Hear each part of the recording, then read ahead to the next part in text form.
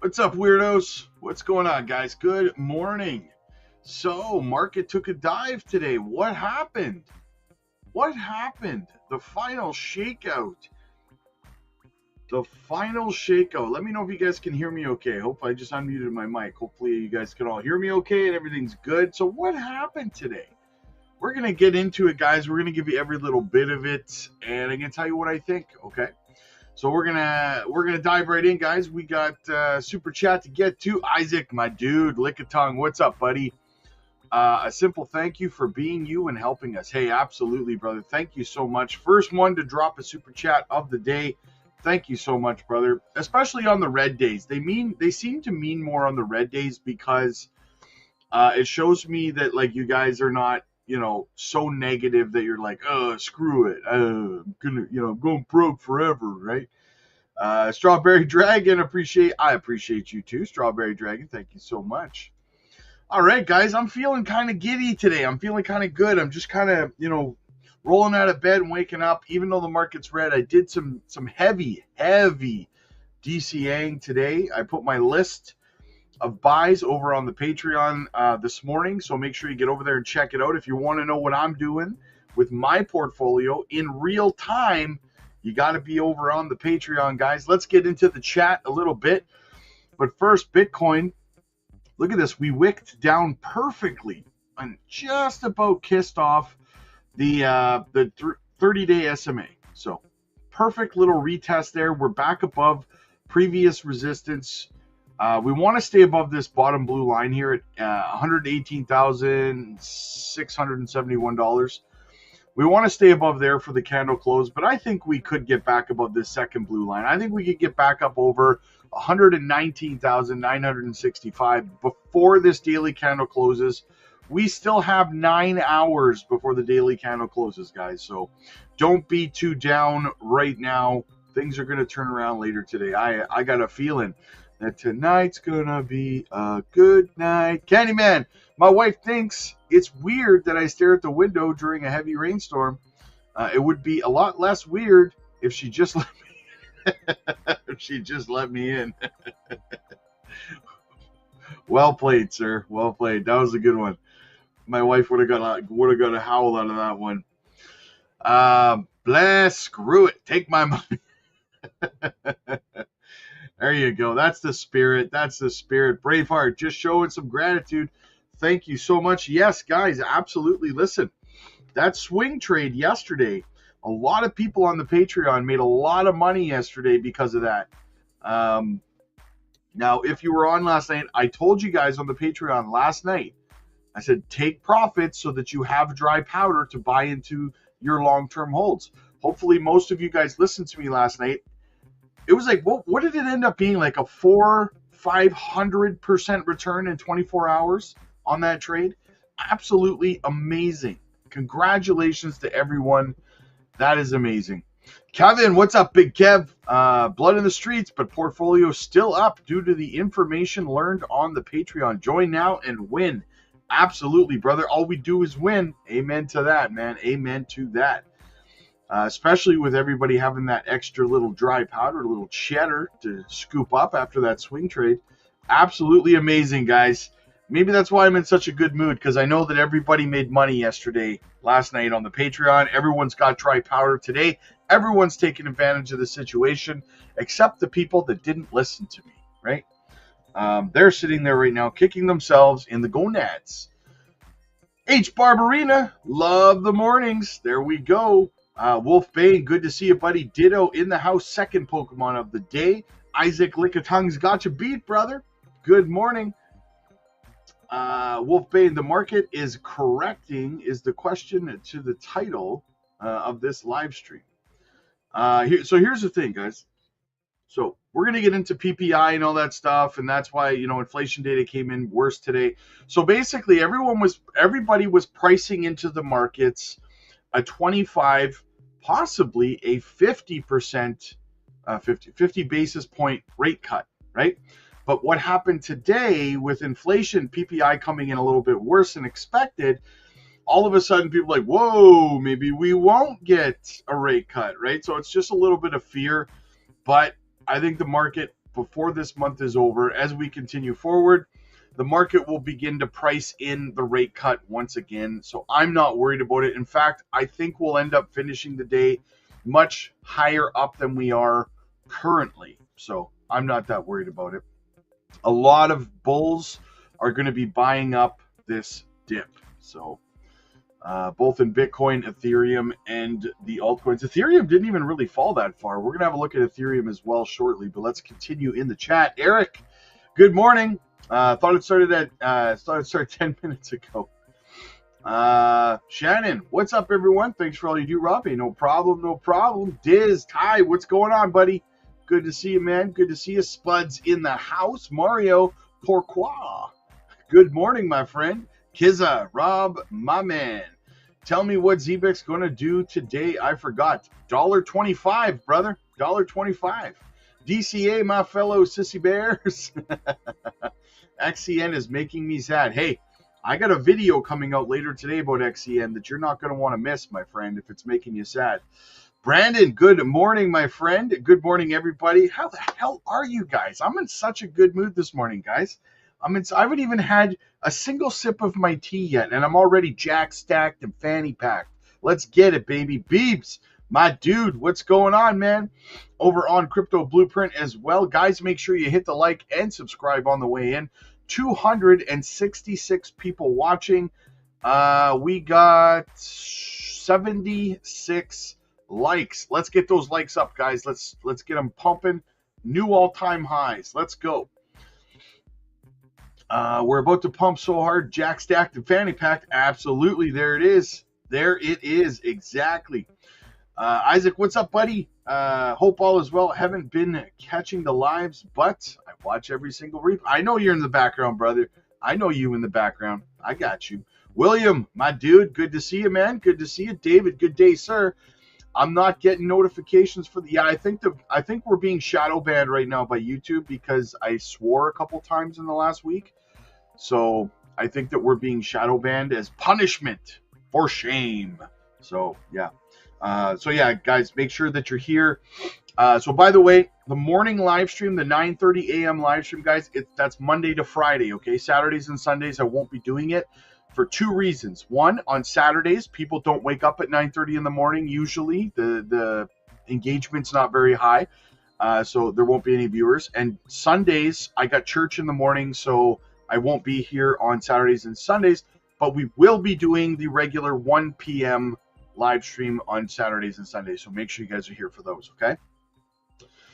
Isaac, Rob, I'm nervous, and I hope I don't mess this up. Isaac, I got your back, brother. You should never be nervous when Big Rob's here with you, man. I got your back. I got the shakes that'll make you quake, brother. Lions Den, what's going on? The calm before the storm. Frank says DCA, absolutely. Big C in the house. What's up, buddy? I got some more Zebek on that dip, my brother. Nice. That's what I like to hear, man. That's what I like to hear. Scooped up more XDB today. Epic. Rick, don't let the whales and exchanges shake you out. Absolutely not. I did some heavy DCAing this morning, guys. Danny says, oh, noes. Good to see you, Danny. Good to see you, brother. You know what? I got to go through the entire Dragon Ball Z saga again, man. I haven't watched the entire thing start to finish in a while. My son's getting close to that age where maybe I'll sit down and watch the whole thing with him. I raised my daughter on it. It's time to raise my son on it, too. Good morning, Rob. Guys, DCA till everything is zero. Yeah, we're riding it till the wheels fall off, baby. Love you, brother. Appreciate everything you do for us. Can't wait to see you here in the U.S. It's Jack Sparrow in the house, my dude. Yes, it's going to be nice to be living in the States. Absolutely. Crypto JPEG buying Miria. There you go, man. There you go. You can't go wrong with Miria, my favorite Web3 gaming play. Lions Den. It's the final countdown. Terrible voice. Terrible voice. The final shakeout. Are you awesome? You are awesome. I bought beans today. Just the regular kind, not the magical digital kind. Nice. Latino Hustler. Morning, Rob Father. I thought we were in the mists of mooning. We are. This is a shakeout. It's a gas. We got to stop for gas, right? It's like we're on a highway right now. We're pulled over. We got to get some gas, man. Fuel the tanks. But Rob said we have to buy Well XPR Cookie and Jasmine. There you go. Sunshine Day. I'm kind of wondering what happened because it was such a short pump. I'm still less than a year in crypto. Please explain. Sunshine, stick with me on this stream. I'm going to show you what happened today, why you should not be concerned. Do not fret, my pet. Everything will be fine. Candyman, because it's a red day, yesterday my wife thought she saw a cockroach in the kitchen. She sprayed everything down and cleaned thoroughly. Today, I'm putting the cockroach in the bathroom. You're going to get whacked in the head with a broom. I can see it coming. That's awesome. What do we got? Robin, how low is Zebek going? It's pretty close to a low right now. I wouldn't be surprised to see Zebek start to pump. Zebek does tend to pump counter to Bitcoin. So if Bitcoin's down, don't be surprised to see Zebek start moving up. A guy, good morning, man. Still loving the back-to-back mornings with you and Otaku. There you go. Quentin, what's up, buddy? Latino Hustler. Maybe Zebek will start to climb later today. Yes, I was just saying that, yeah. Hybrid Dad, majority of people that are in the Patreon aren't complaining. We're patiently waiting. Exactly, because you're making money. Making money, baby. Absolutely. All right, where were we here? Ben, like and subscribe and let Rob know we appreciate him. There she is, Gamma Goddess in the house. Happy Thursday, sitting with diamond hands till I get paid at the end of the month. Hope everyone's doing well. Let's get this money.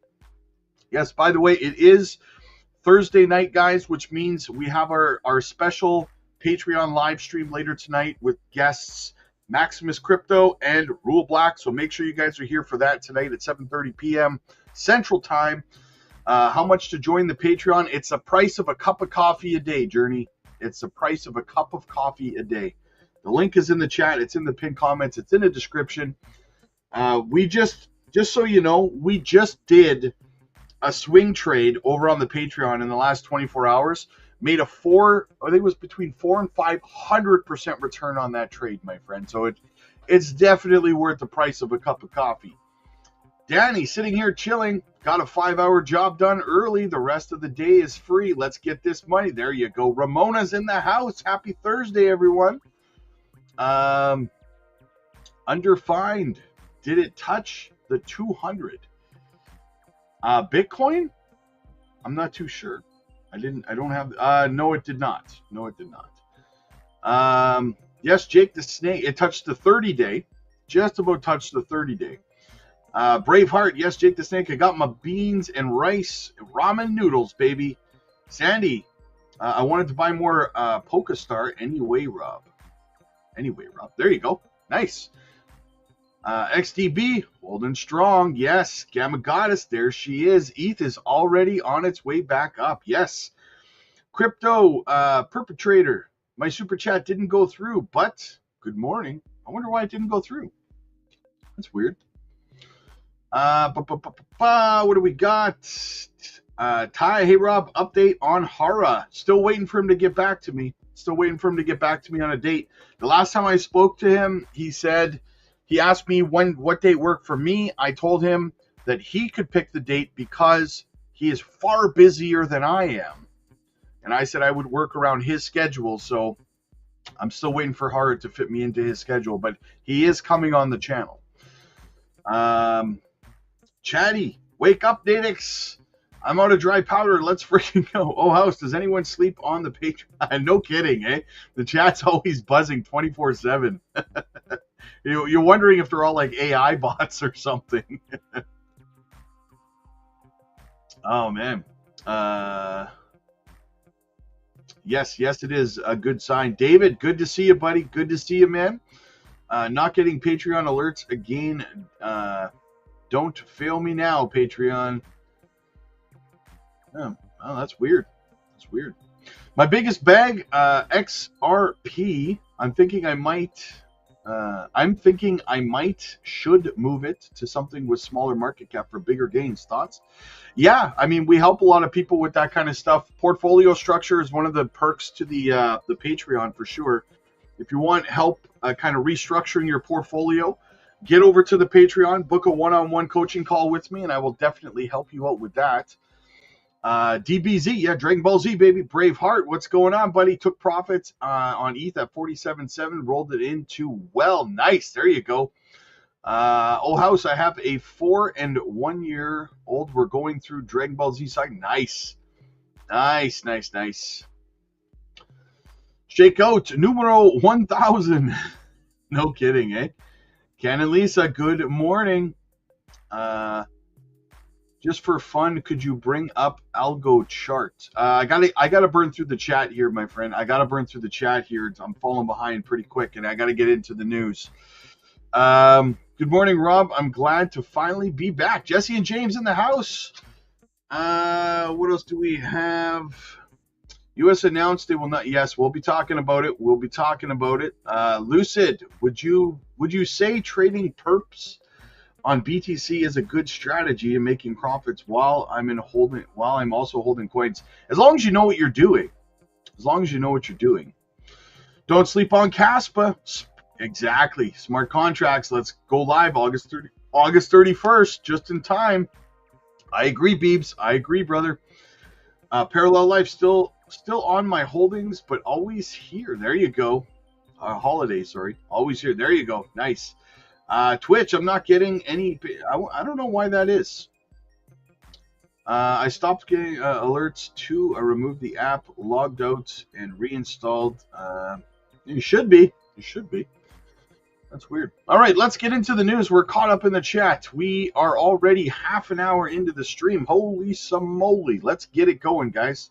Time is flying today. It's just flying by. All right, let's go have a look at the Ethereum chart real quick. Ethereum's already climbing back up. As you can see, we wicked down perfectly to the bottom of this golden pocket and then back up again. A lot of buying pressure, guys. That's a bullish sign. Ethereum only dropped down to 46. It's like 46.44 right now. So it didn't really even fall very far, to be honest with you. Maybe we'll form another little bit of a bull flag or something here. Ray says hit the like button. Absolutely. A little bit of a bull pennant before we climb back up. Maybe something like that. That would be good. A little bit of a correction considering ETH's climb to, climb from mediocrity. So, yeah. All right, let's get into the news just a little bit here.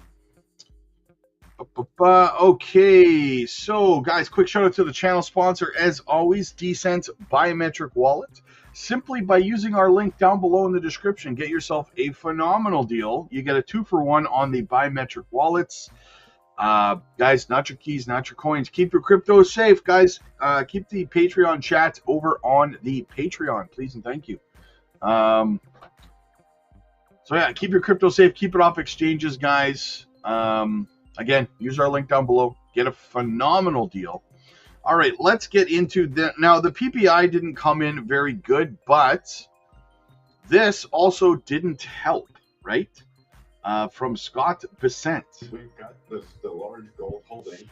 I doubt we're going to revalue it, but we are going to keep it there, again, as a store of value for the American people. We've also started to get into the 21st century, a Bitcoin strategic reserve. We're not going to be buying that, but we are going to use confiscated assets and continue to build that up. We're going to stop selling that. I believe that Bitcoin reserve at today's prices is somewhere between 15 and 20 billion.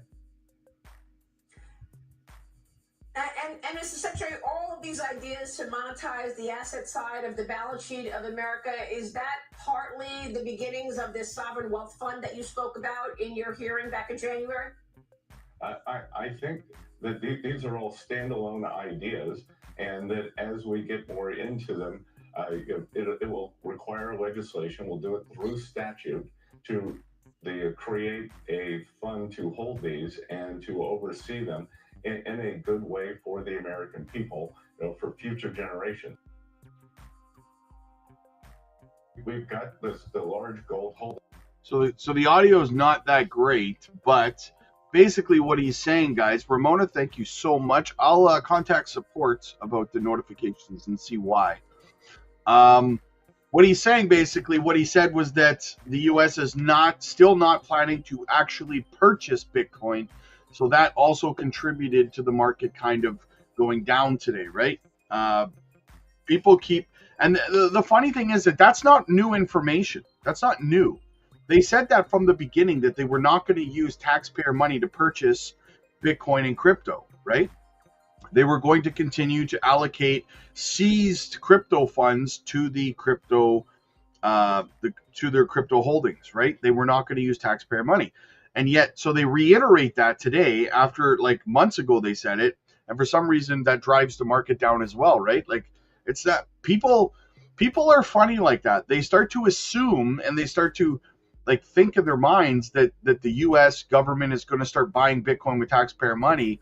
And it's probably because of it's probably because of Bitcoin maxis and stuff, right? So I'm going to start deleting Patreon comments now because I asked nicely for people to stop talking Patreon in the chat and they're still doing it. So I'm going to start deleting the comments now. But so people started, Bitcoin maxis started convincing people on YouTube that, the U.S. government said they're not going to purchase Bitcoin, but they will, wink, wink, nudge, nudge. So then Besant comes on and reiterates that they're not going to use taxpayer money. And then the market, it drives the market down. It's not the sole factor as to why the market went down, but it is a contributing factor, right? So, but this isn't new information, though, is the point, right? Okay. What else do we have? U.S. government announces new crypto policy initiative. President Biden's administration recently announced an unprecedented policy shift towards increased regulatory support for cryptocurrency. They must have meant Trump's administration. New guidelines issued regarding digital assets in their inclusion in the retirement plans. Maybe this is their way of trying to give Biden credit for Trump's move. We'll just put Biden's name there, right? I'm just kidding. It's probably just a typo. This policy change potentially accelerates digital asset market growth, impacting Bitcoin and Ethereum as they gain broader acceptance, though direct market reactions remain speculative at this stage. A recent initiative from the White House, along with top regulatory bodies, marks a significant shift in U.S. crypto policy. The administration's move towards expanding the digital asset market aims at fostering responsible innovation and market clarity. Why does it keep saying Biden? President Trump and key officials, including Janet Yellen, are spearheading efforts to remove regulatory barriers. This has resulted in stronger support for crypto initiatives, with new standards introduced in 2025 compared to previous cautious policies.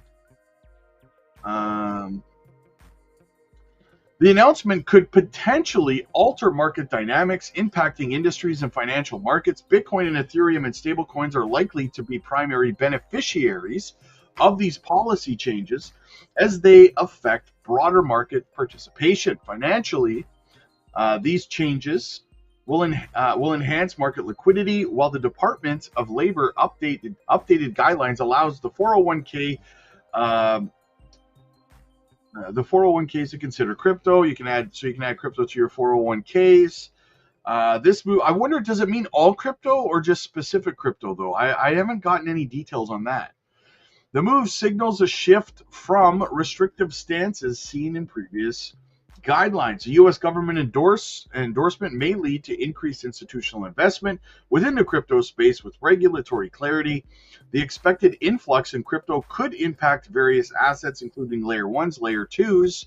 Insights suggest potential growth for crypto assets supported by the improved regulatory frameworks. So things are looking fantastic for crypto. Cody, good morning, buddy. Good to see you, man. Danny, just at the beach with the melted ice cream. Percent loss, you'll have a problem later. Taxes, more money, more problems. Hey, that's a good problem to have, though, man. That's a good problem to have. I'll tell you that much. All right, let's pivot over to Squawk Box. What's going on this morning in the news? Empower CEO Ed Murphy on private assets, the 401k. The time has come to open up the appenditure. Let's check it out, guys. Trump signing an executive order last week that would make it easier for 401ks to include alternative investments like private equity and crypto. In May, retirement services provider Empower announced its own program to pave the way for private markets to be included within retirement plans. Joining us now is Ed Murphy, Empower CEO, who can confirm that we were together at 1 Beacon Street at the Merrill Lynch office. We were in the same, you trained a little bit after I did, right, at OLP, One Liberty Plaza, and you had the same Series 7 book to study, and you went into production in Jack Joyce's office where I was. But you here we are, reunited. And here we are. Were you a success? You make vice president? I think I made senior vice president. Ooh. Well, now look at you. Fancy. You're like a CEO, and I'm reading a teleprompter. That was the thing that kind of that angered me. Anyway, it's good to see you. We knew all the same people, and a lot of them are still in the business. It's incredible. Yeah. It really is incredible. Great firm back there. Andrew is hot to trot on this subject, I think. Private investments. Love it. And you for it. I mean, you got. I don't know if I'm excited about it, and I'm a little worried about it. Yeah. How about that? Yeah, that's fair. Everybody should have, for their retirement, should have as many options as possible. And people have done very well in private equity, but usually you had to have a lot of money to do that. Yeah, we think about this as a sort of democratization of private assets, right? I mean, if you think about defined benefit plans, pension funds, endowments, foundations, they've been investing in private asset for 30 years, right? 3 decades with really good results and positive returns. And if you look at the defined contribution space, we have 120 million Americans in the system, 12 billion in assets, 12 trillion in assets, excuse me. But the focus has always been exclusively on public equities and public debt. And I think the time has come to open up the aperture. And there's no reason why savers in the 401k system shouldn't have access to the same strategies that endowments, foundations, defined benefit plans have had access to. And by the way, I think there's so many examples of this around the world, whether it's the Nest system in UK, whether it's a superannuation in Australia. Many of these defined benefit plans are allocating anywhere between 15 to 40% to alternatives. And so, what we've done is we formed a partnership with several alts managers to essentially provide access to these strategies. So the question that I have about the private piece of this is 2 things. One is, yes, over the last 30 years, private equity, if you will, and some of these private alts have outperformed the market. They truly outperformed the market in the first 10 and 20 years because it was a less mature business than it is now. There is a convergence happening between the public market and the private market as it relates to just valuations. That is actually happening. Yes. And that meaning performance has actually come down, not up in privates. If you just sat in the S&P in the last 20 years, for the most part, you probably outperformed actually most privates. You just did. And so the question mark is, for the illiquidity of whatever is going to happen, is that a worthy trade for most people? How are we going to get everybody out when they need to get out? We've seen when things get a little bit complicated in the markets, some of these sort of semi-liquid products, they kind of work, and they kind of work for the long term. They kind of don't necessarily work for the short term. Right. And if you're a retiree who all of a sudden needs access to that at that particular moment, how you sort of work around that? Do you do sort of like target dated products where effectively people have to get out before a certain age? And then what happens there? And those are the things that I sort of think about, and just how much leverage is in the system or not around some of these products. Look, I think those are very fair questions and fair points. What I would say is the approach that we're taking is we don't think anybody should allocate more than 15% of their assets to private assets. And the way we think about it is it's really through a collective investment trust, or to your point, a target date type construct where you have a private asset sleeve, but sitting alongside you have a liquidity sleeve. Now think about that. If that's 15% of your total investable assets, the other 85% is in the public markets, where you clearly do have access. So I think we can approach this in a way that's prudent, that meets the fiduciary standards. And if you think about the length of savings in these programs, I mean, typically people are investing for 25, 30, 35 years. So they actually align pretty well with private assets. And I can acknowledge that from a timing perspective, it may not be ideal. I think the way we think about it at Empower, and we have 19 million customers and $2 trillion on our platform, the way we think about it is we want to provide access, and ultimately it's the fiduciary, the plan sponsor, in conjunction with the advisor and the investment consultant, that actually makes the determination around timing and the underlying strategies that they want to pursue. Do you think that the fee structure for everybody else is going to come down as a result of this? So when I say that, meaning the private alt community has a fee structure that is meaningfully higher than the public space. Yes. The question is, and when you look at some of the returns, it's even hard to actually even figure out what the real returns are, post fees, all of that. Do you think that changes if you have public players playing in that space? I do, over time. I mean, if you think about the market, it's $12 trillion today, and it's growing at a 6% CAGR. So if you forecast out 10 years, the defined contribution market is going to be a $20 trillion market. Is there any defined benefit market left? Very small, very small. So if you think about a $20 trillion market, you could see over the next 10 years an allocation to privates that's anywhere between 10 and 20%. It's zero today. Right. So the opportunity for investors and for alternative managers is massive. Right. I mean, this could be a $4 or $5 trillion market.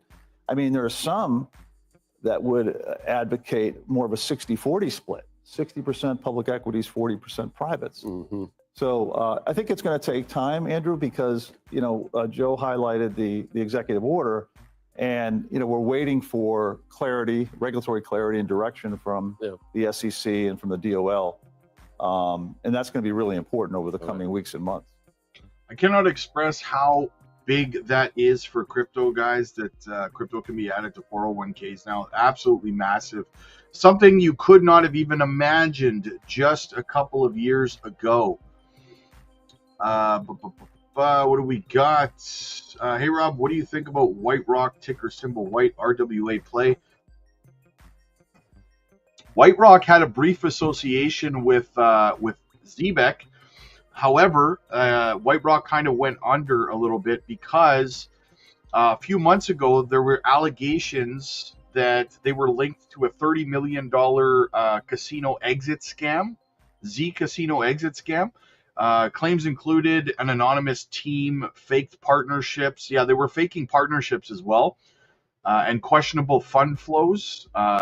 So yeah, there's a lot of scrutiny and speculation around White Rock because of that. There's a lot of shady allegations around the project. They did announce fake partnerships and stuff like that. I remember a few months ago. So yeah, I'm not. I steer clear of it because of that. So, John, blessings, my friend. Blessings. Good to see you. Good to see you. Crypto futures. See what I did there? Crypto futures liquidations unpacking the $563 million shockwave. The cryptocurrency world recently witnessed a dramatic event, a staggering crypto futures liquidation of $563 million within a single hour. This sudden deleveraging of major exchanges contributed to over $1 billion in liquidations in just 24 hours. Such rapid shifts highlight the inherent cryptocurrency market volatility that traders and investors must constantly navigate. It's a stark reminder of how quickly fortunes can change in a high-stakes environment. When we talk about crypto futures liquidations, we are referring to the forced closure of a trader's leveraged position by an exchange. This happens when a trader's margin balance falls below the required maintenance level, often due to significant adverse price movements. Essentially, if your bet on futures price of an asset goes wrong and you're using borrowed money or leverage, the exchange steps in to prevent further loss for itself and the market. Liquidations are a built-in mechanism to maintain market stability, but they can trigger a cascade effect, exacerbating price declines or inclines. The recent surge in liquidations was likely triggered by a sharp, unexpected price drop across various cryptocurrencies. Several factors can contribute to such significant downturn, intensifying cryptocurrency market volatility. They often include macroeconomic news, large sell-offs, technical breakdowns, or funding rate shifts. When price falls, leveraged positions quickly become unprofitable. As these positions are liquidated, it adds more selling pressure to the market, causing further price drops and triggering even more liquidations in a dangerous feedback loop. While liquidations are painful for individual traders, their cumulative effects can have a profound impact on the crypto market ecosystem.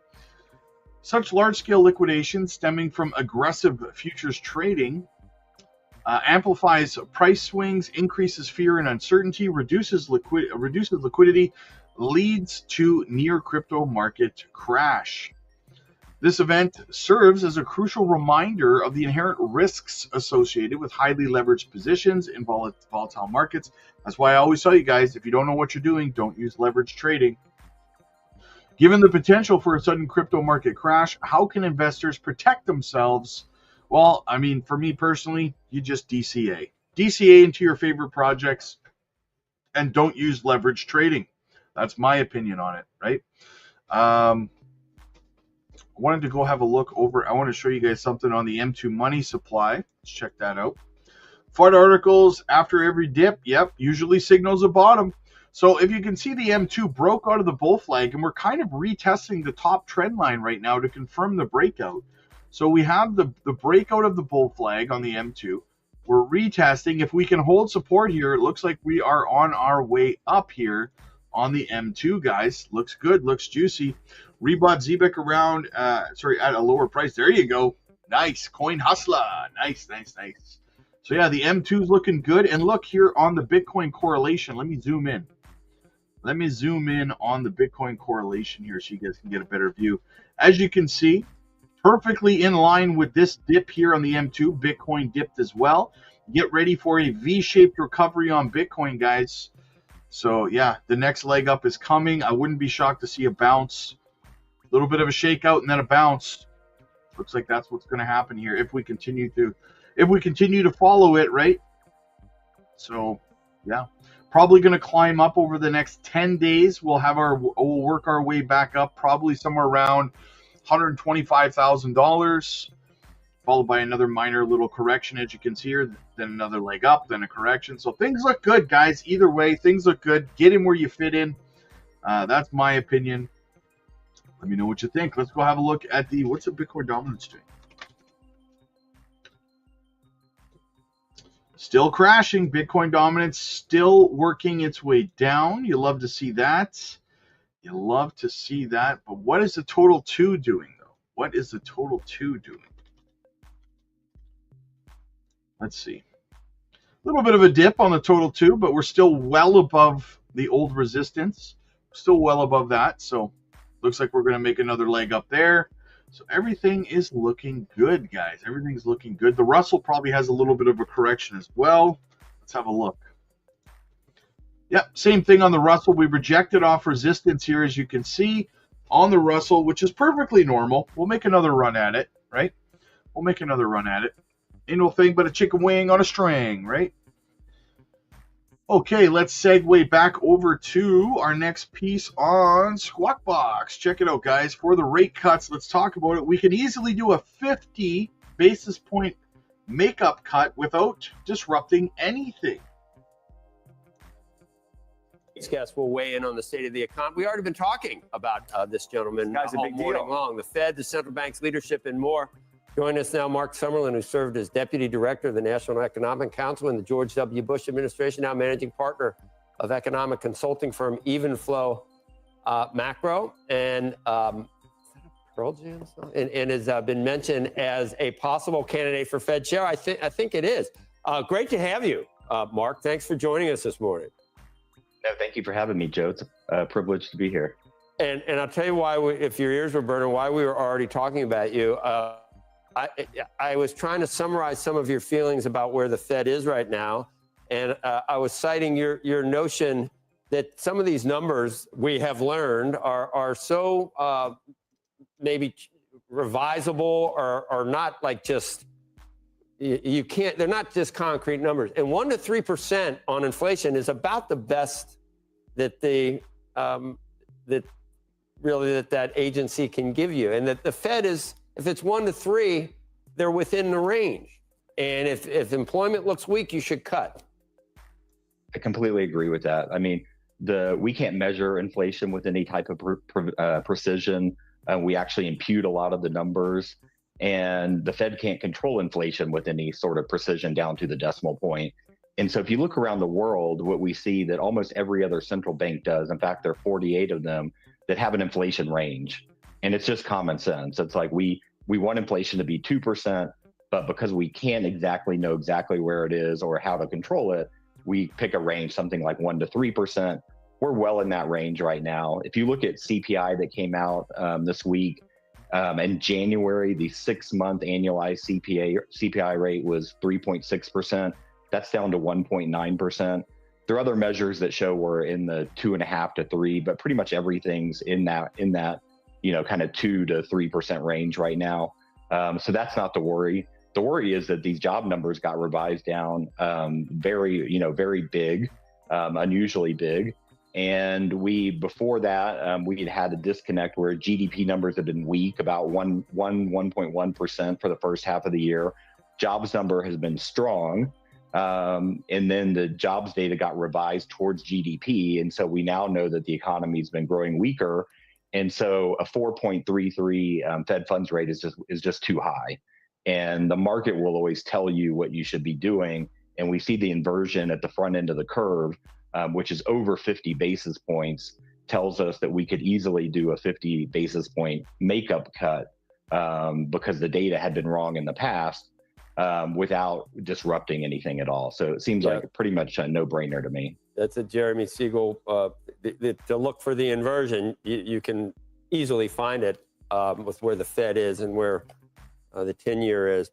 One of the most fascinating things in reading, Mark, some of your comments, tariffs, are they inflationary? Because that's what this is all about. That's what we talk about all the time, and that's what we've been waiting for the last, ever since Liberation Day, waiting for tariff inflation. And you point out, this is profound, the tariffs are a tax increase, but you say, albeit one that is partially paid by foreigners. which is almost heresy at this point.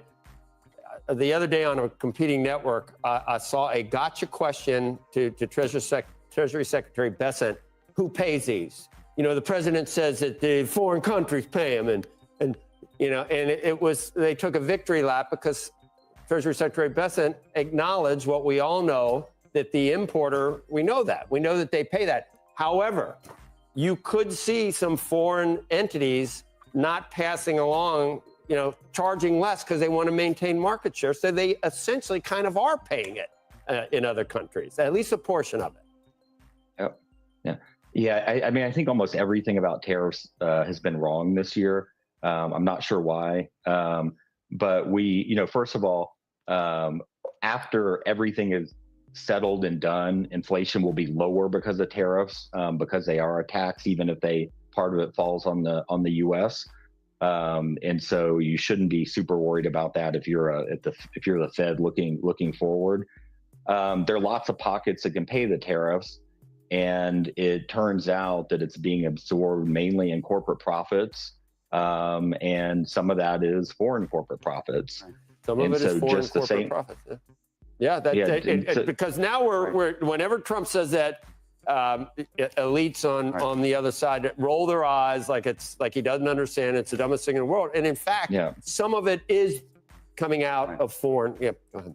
Mark, my question, which relates to tariffs, is I can totally get behind the idea it could be a one-time tax, if you would, which I think is what you're reflecting, this idea you could see through it if it's a one-time situation.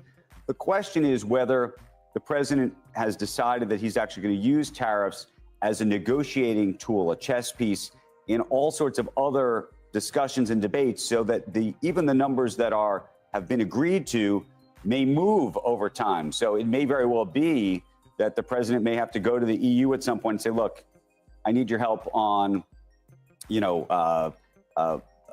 digital taxes for big tech. I don't like what you're doing. And as a result of that, either I'm prepared to raise tariffs unless you fix that, or maybe I'm going to give you something. I'll lower the tariffs if you do that. And as a result, there's a sense among some in the business community that whatever these numbers are, they're not necessarily locked in place, and that would make the job of the Fed that much more complicated. No, I mean, there are definitely ways that the tariffs have been done that I don't agree with. For instance, I don't understand at all why we would be tariffing inputs into the country like copper or other things that we need. When you're competing with China, it doesn't make any sense to tax copper coming in from Chile, for example. And we also shouldn't be tariffing, parts that companies in the U.S. need. And then, businesses do need certainty at some point. And so the negotiations do need to kind of settle at some point, because we are seeing uncertainty weighing on the economy. I mean, that's the main reason why the economy grew at 1% instead of 2%. And so, tariffs are a tax. Every tax has some bad side effects to it. But it is the first brand new source of revenue that we've had in my lifetime for the federal government, and we need more revenue. And so I try to just look at all sides of it. But yeah, it would be better to get to a place where we're settled on a lot of this and go back to really focusing on our main competitor, which is China. So Mark, when did you first get wind of the possibility that you were under consideration? Have you been interviewed by the Treasury Secretary at this point? Got any phone calls? Are you expecting some? Yeah, I mean, I think this is pretty well known. So, Secretary Bessent's was a day one client for my firm. Right. So we've been kind of talking about monetary policy weekly for probably 12 years. So he knows pretty much everything I believe. I got a call last Wednesday that just said there was going to be a list. I was going to be on it. And that's as much as I know right now. I'm out here in Jackson Hole, so I wasn't clearly prepared to be in the right place when that happened. And so, I'm waiting for more guidance on where we go from here. Do you have the right attitude? I don't know if the president was just, if you thought rates needed to go higher, if you were hawkish, is this the kind of job you'd really want? Seems like you got a great job right now. Would you take it at fast? Yeah, I mean, I think if it's the Fed chair, it's mission critical to the world, and I think you have to be willing to do that. It would obviously depend on I've never met the president. It would depend on us seeing eye to eye. The Fed is independent. Supreme Court has said the Fed is independent, and so you have to go into it knowing that every day you're going to walk in and just do the best job you can for the American people. And you're going to get criticism and be kind of prepared to deal with that. But ideally, you'd want to go in knowing that you were in sync, and in sync goes both ways, and that would be part of the process, figuring that out. I don't know if we're getting a 50 basis point cut now next month. Actually, before I get into the PPI article, so basically, guys. The projected PPI was 2.5%, the expectation. It was 3.3. Holy smokes, that was bad, right? Now, I don't want to be dramatic, but that was not good, obviously, right? I mean, almost a full percentage, for crying out loud, right? Cryptocurrency market faces setback following unexpected PPI data. Uncertainty has reemerged in the cryptocurrency market, bringing an end to the gains observed in August. This is due to the latest PPI data release, which significantly surpassed expectations. Last Sunday, we highlighted the importance of the forthcoming data. Those who closely monitored the news faced less impact from the downturn, as our warning about PPI came when Bitcoin was still trading above $120,000. Now, Bitcoin is at $118,000, but what is driving the decline? Why are cryptocurrencies falling? The PPI data exceeded expectations significantly with a monthly increase of 0.9%, which almost a full percent. If even half of this increase reflects the CPI, it could lead to serious issues. Additionally, the PPI is crucial for the Federal Reserve's preferred inflation gauge. The PCE index, this gives Fed Chair Jerome Powell the grounds to justify avoiding interest rate cuts, citing the effects of tariffs. Cryptocurrencies have many reasons for an upward trend, yet the latest developments provide reasons for cleaning out excessive long positions, possibly testing levels around $116,000. The more critical issue could be Ethereum losing $4,100 price support, indicating a failed resistance test. But it has not lost that. It's at 4,600 still. So Ethereum has retraced to 4,500, but it's climbed back up to 4,611, as I said. They currently hold that level. For traders seeking short opportunities, rapidly rising altcoins, sudden price surges remain. I would not recommend putting in shorts or longs right now, guys. A lot of volatility. Hey, Rob, what's your coin in 2018? I don't know. You're at what's my coin in 2018? The PPI reports the largest increase in 12 months period since February of 2025, with significant hikes in food, energy, and trade services, including these areas. The final demand index rose by 0.6% in July, marking the largest increase since March of 2022, 0.9% spike over a 12-month span ending in July. Final demand prices excluded food, energy, and trade services rose by 2.8%. XRP would be my 2018 top project. The processed goods index saw its first notable increase since January's heightened tariff concerns, with processed energy products up by 2.2%. The rise was largely driven by an 11.8% increase in diesel fuel, emphasizing deeper tariff impacts in the data. Overall, more than 3/4 of July's broad-based rise stemmed from 1.1% increase final demand services, final demand goods prices rose by 0.7%, fueled by a 3.8% increase in machinery and equipment wholesale margins. This data reveals clear evidence that tariff impacts. As all countries implemented tariffs in August, the effects of PPI data will become even more apparent. The Federal Reserve will take these factors into account before making decisions in September's meeting. Continued increases could deter interest rate cuts, and maintaining rates might become a dovish stance, which could negatively affect markets. So, not good, guys. Not good. Now, that doesn't mean that the bull runs over or anything like that, but this is a near term, a short term impact that affected markets. Now, not gonna lie, this could mean no rate cut in September. So basically, the dip or crash that happened today essentially is just the market correcting after pricing in a potential rate cut in September. It is now pricing in a potential uncertainty of a rate cut or not in September, right?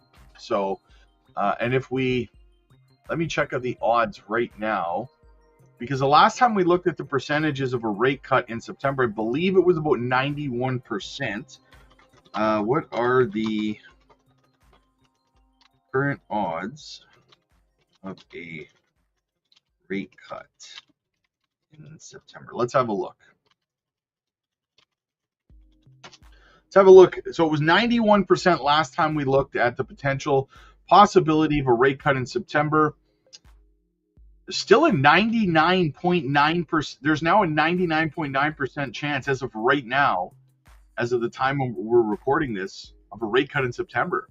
25 basis points. So we'll have to monitor that and see how it goes. Lily, good morning. Good to see you. Kat, what's going down? Good to see you, Kat. Good to see you.